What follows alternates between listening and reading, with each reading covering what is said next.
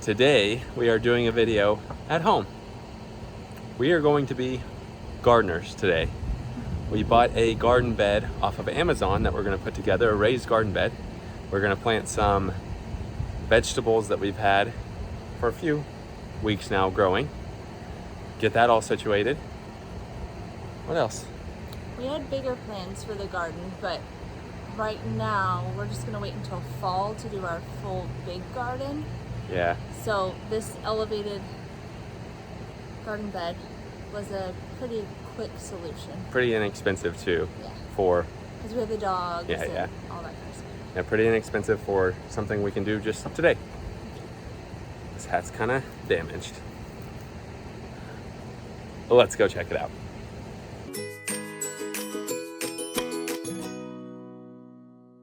All right, we are at Lowe's and it's time to get the soil for the garden. Not sure which ones to get. Timber's looking. Gonna get some mushroom compost first. Yeah, get a couple of those. And then we're doing the raised garden bed ones. I'm not sure yet. I mean, ours is raised, so. We have this jungle growth for flower and vegetable gardens. Great for raised bed, which is what we're doing. The raised garden bed we bought off Amazon, and it's called Boldly Growing. Had really good reviews, I think 4.7 stars. So that's what we're gonna be working on. All right, here's what we got. Gotta put this all together. Whoa, a soil recipe. Ours is like that one right there, I think. And some instructions. So hopefully this won't take too long to do. Doesn't look too hard. Is this just pine? I thought it said cedar when I bought it. We just looked on Amazon and it said it was cedar. So this looks like it's a cedar raised garden bed. It's definitely cedar. Smell like Yep, it? definitely cedar. Oh yeah. Which I wanted anyway because cedar's the best for these. Here we have it. I don't think it really appears to be too difficult of a build. And don't mind the yard. We've had quite a few big unexpected projects come up, so they had to dig up part of our yard and lots of projects. Some electric stuff, but it's all good. It's much better now. Step 1, use caution not to over tighten screws. Attach the end panel to 2 legs using the shorter of the 2 screw types provided.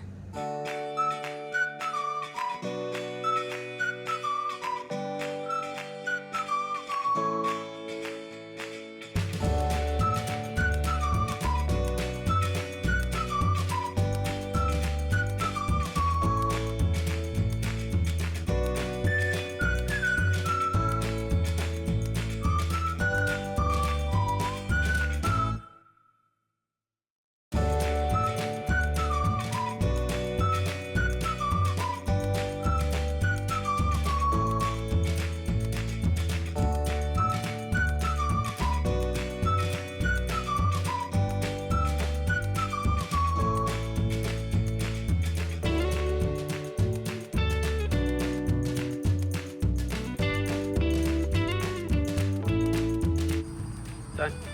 Smells so good. All right, so now step 2, connect a side panel A to one end panel.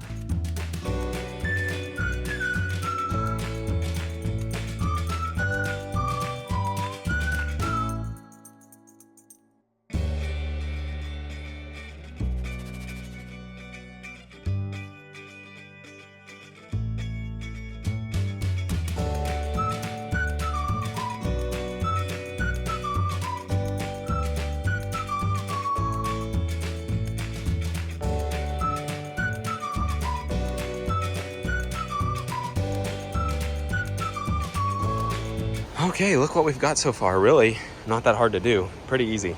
We are now on step 5. So we actually weren't really focused too much on the instructions. We put this backwards because this is actually supposed to be the bottom. We were thinking, oh yeah, that's supposed to be the top. This is supposed to be the bottom to hold it in. So we just have to really quick rotate these because that'll hold the floor panels in place. To be fair, it doesn't really. It's not incredibly clear. These instructions, I think, are worse than IKEA. Yeah, it doesn't even show at all. So I'm not really gonna take too much of a blame for that. Yeah, no. And had we thought about it, we probably could have been like, oh yeah, that doesn't make sense. But I didn't know they just set on the bottom of the motor, so. Fair enough. This isn't hard to do, so let's just do that real quick. All right, much better. That really didn't take too long at all. I will say it was also misleading that these we were thinking that was extra support. Yeah, but it's actually just to separate if you have something on that side and then this side, but not too bad. And then the floor was pretty easy because you can see they've got like little grooves cut, so pretty easy to put in there. And then now we just kind of have to square it up a little bit, and then that will go right there. All right, cool. Not too shabby. All right, here's what we have. Actually, it was really easy to do. Yeah, the assembly was easy. The instructions were what kind of threw us for a loop for a minute. Yep. And also they don't tell you, but if you have a 7/16, that'll help this process go a lot quicker. And if you want to put a label on it, they gave you this that you can put on the front if you want to. It also comes with this liner you can use just to help protect like the wood and stuff. Obviously there's no weeds because it's a raised garden bed. And then we had a little cedar branch fall down. A little cedar branch. Yeah, a decent size. So we're gonna put that at the bottom. Just to fill in space. So you don't have to use a ton of soil. Yeah.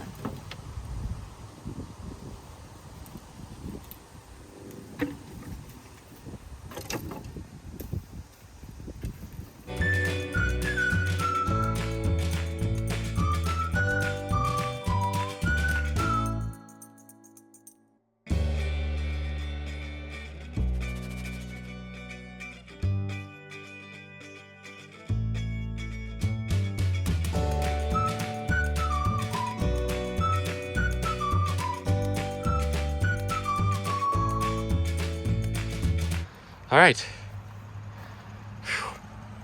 got it all filled. Now it's time to plant some plants.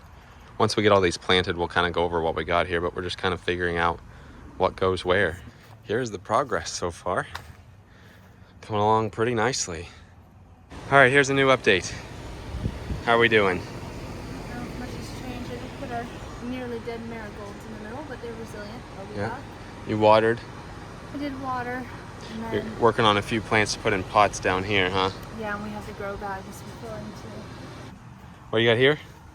Oh, sweet potatoes. Sweet potatoes? Are there. Which, I love those grow bags because they have a little flap down at the bottom, so you could just open the flap. Oh. And then pull out your potatoes. Nice.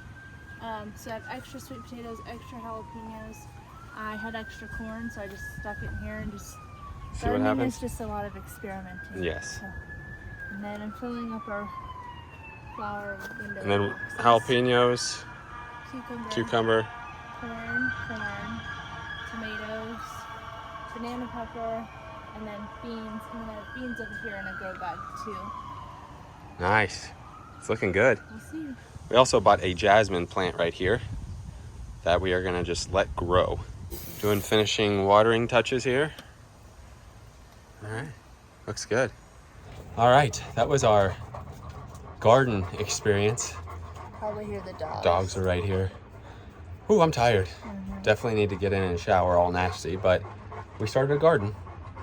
Each house we've had a garden at, so it's only fitting that we start one at this house. I think our first one was one of our best ones. Solid, but we've got big plans for this one. So with that being said, that does it for today. Thanks for watching.